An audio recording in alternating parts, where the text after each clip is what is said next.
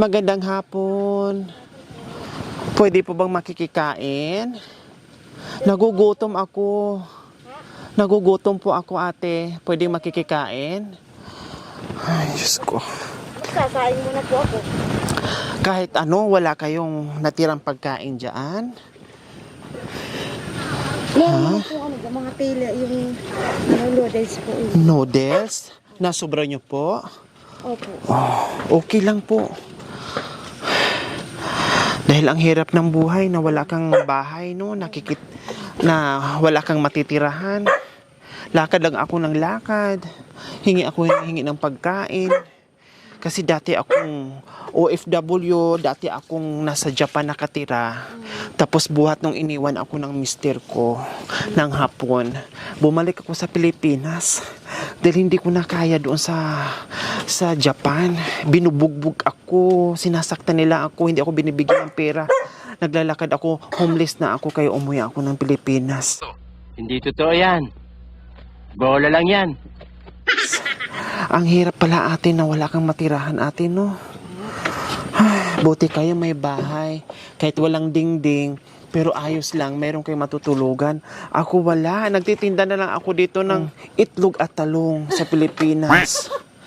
Nakuha yung noodles at sobra namin kanina. Okay lang po kahit sobra-sobra. Basta makakain lang ako, nagutom ko kanina pa ako. Nauwi na kami natin, iniyakin namin. Kahit konti lang pa. Okay lang po. Po, anong pangalan niyo po, Nay? Carlota. Si Ate Carlota. Ako si Ate Diwata. Oo. Mister pa yung nag-uuling. Anong Si ginagawa? Rodel. Si Rodel. Rodel ang pangalan niya. Baka pwedeng bigyan mo ako ng mapapangasawa ko. Wala po ako alam. Walang alam. Kasi mga po dyan. Ano po dyan, mga ibang kulot na dyan. Parang ano na po sila, natural na po sila. May asawa na rin sila ng unat, kaya wala nag-aasawang kamukha namin ng kulot. Conforme lang po sa amin na mag-aasawa ng kamukha namin kulot. Pero yung mga iba unat na halap. Unat na rin ang asawa nila. Ako, bigyan mo ako ng kulot. Kasi unat naman na ako. Kahit na balo. Pwede na po yung balo. Okay lang balo. Basta may batuta.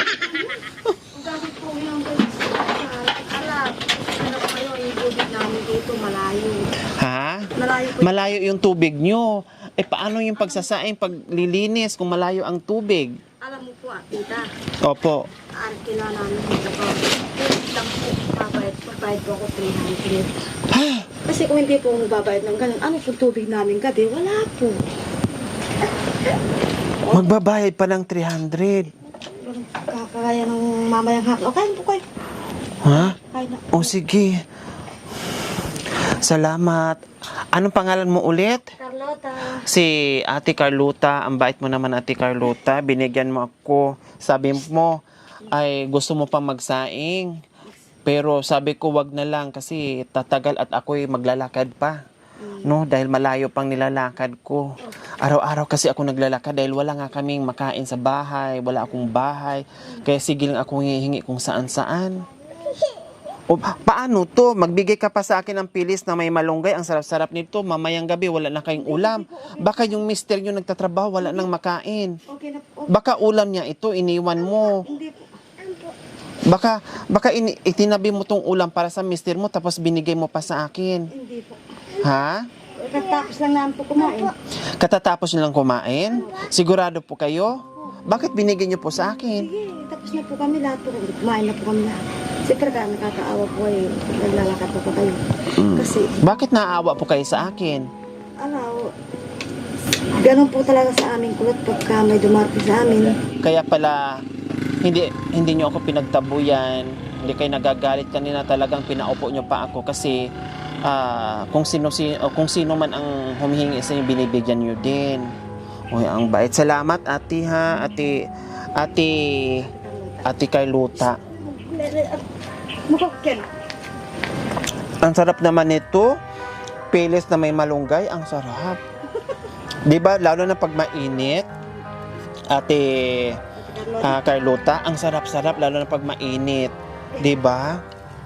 Nilalagyan ng malunggay, yung iba nga lagyan ng itlog eh. Ganito din ang ulam ko palag. Nilalagnat yung anak nyo? Bakit?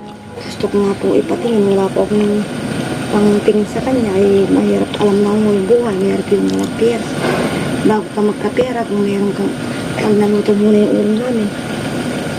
Tsaka magkapera. Pag yung uling nyo ay okay na, pag naluto na yung uling nyo, magbenta kayo, saka pa kayo makabili ng pagkain nyo. Ilan po ang anak nyo, Ate Carlota? 5 po yan. 5 sila. Hello. Okay, sige. Salamat dito sa binigay mo.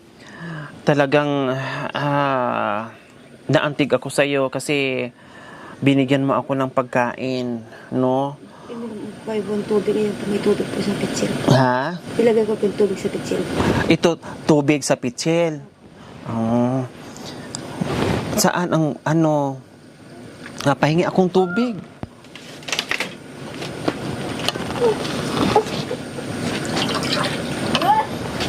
Salamat, ate. Ay, salamat. Hindi ko na naubos, Ate Carlota. Kunti lang kasi ako. Pag kumakain kasi gusto ko laging sexy para makahanap pa ako ng ng mapapangasawa ko. Diba?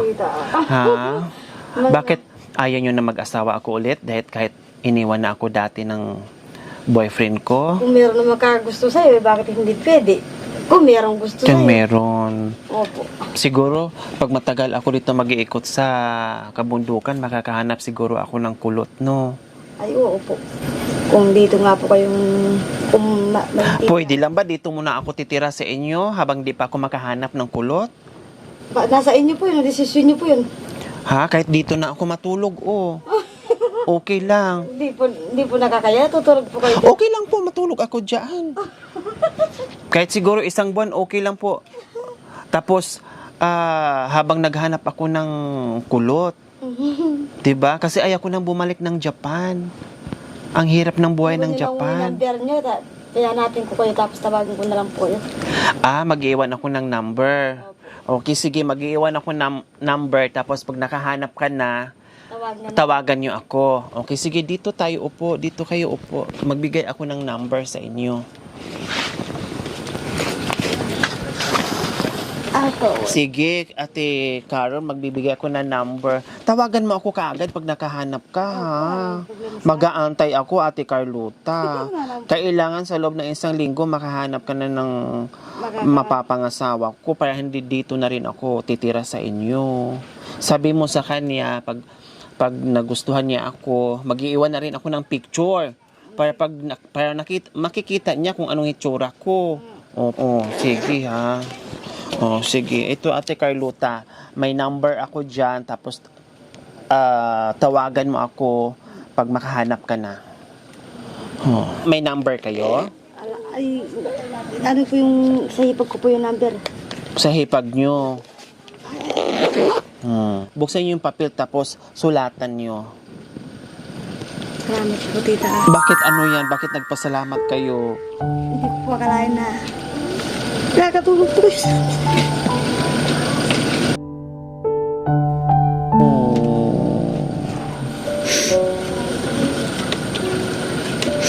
Hindi ko po akalain na may tao tutulog po sa amin. Nagpapasalamat po ako. Alam na naman yung Pasko.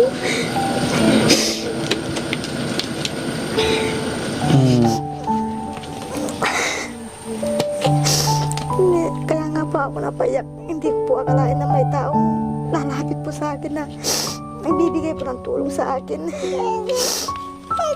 Hindi ko inisip na ano po ang pagkatao nyo. Basta Tinanggap nyo ako. tinanggap ko po kayo. Salamat sa pagtanggap, Ate Carlota. Nga po. Ayan. Kasi isa kayo mabuti. Hindi kayo nag-atubiling. Bigyan niyo ako ng pagkain at inabutan niyo pa ako ng tubig. Kaya, meron din kaming regalo sa inyo, Ate Carlota. Nabanggit niyo kanina, parating ang Pasko, tamang-tama po yan.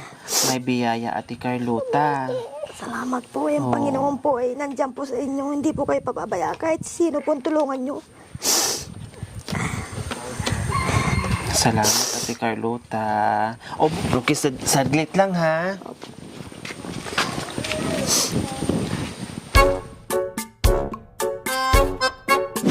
So, Ate Carlota, joke-joke yun kanina, ha? Talagang nag-iikot lang ako sa mga ganitong lugar, sa mga lilid na lugar para maghanap kami ng tulad sa inyo na may puso din, tulad kanina sa ginawa nyo, humingi ng pagkain, pinakain, pinainom, no? Talagang nandoon din ang puso nyo. Sabi nyo nga kanina, kahit dyan ako upo, pero talagang pinalilipat nyo ako dito. Kasi sabi mo, hindi okay lang kasi tao tayong lahat. Parang ganon, kumbaga, hindi kayo nandito.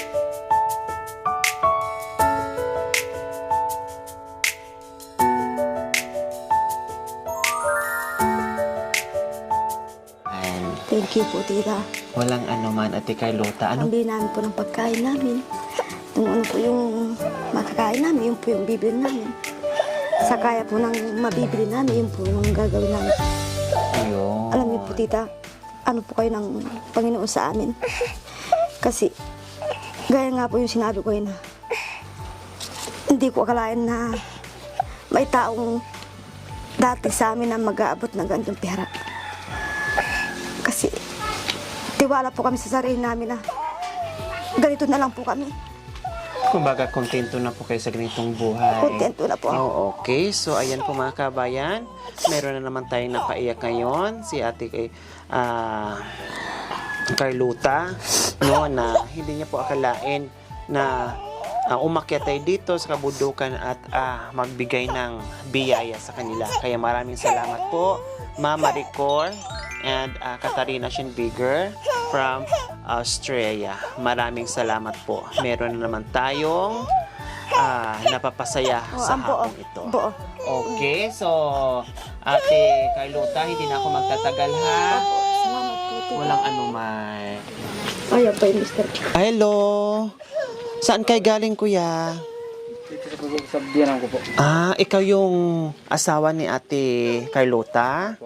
Kumusta naman ang buhay-buhay? Yan po. Mahirap po. Anong ginagawa mo? Naguling po. Nag-uuling? Saan kayo nag-uuling? Ayun, sa inyo yan dyan. Kumusta naman kayo? Kumusta naman po ang pag-uuling, Kuya Rodel? Mahirap po yung pag-uling po. Mahirap nga po yung mag-uuling. Ayan. Kailangan pang magkautang ka. Pag naukay po yung uling. Babayaran Bayaran mo po para yung- makautang ulit. Opo. Ayan, so syempre sa sobrang sipag nyo o pagtitiis na wala kang reklamo dito, so kahit pa paano nandito ako, nandito yung buong team kasama ang mga sponsors na makapagbigay man lang ng saya dyan sa mga puso nyo, 'di ba? Sa lahat, sa kabila ng lahat ng Matanong ko. kahirapan na ginagawa nyo, Kuya Rodel, 'di ba po, Kuya Rodel? Ayan, masaya po kayo, Kuya Rodel. Sana po. Ayan, Matanong ko po, tita, taga saan po kayo? taga Pangasinan kami. Ano po kayo? Opo. Bakit yun po nalaman yung ano? Nag-iikot kami. Nag-iikot po kayo. Oo, kasi yung eroplano galing Japan, talagang nag-iikot yan kung saan-saan. Ayan. Eroplano kasi sinasakyan ko lupa, tapos lilipad yan. Mamayang gabi magkakapakpak yan. Natawa po. Diba? Okay, bye-bye, Kuya Rodel and Ate. Maraming Salamat. Merry Christmas and Happy New Year. Bye-bye.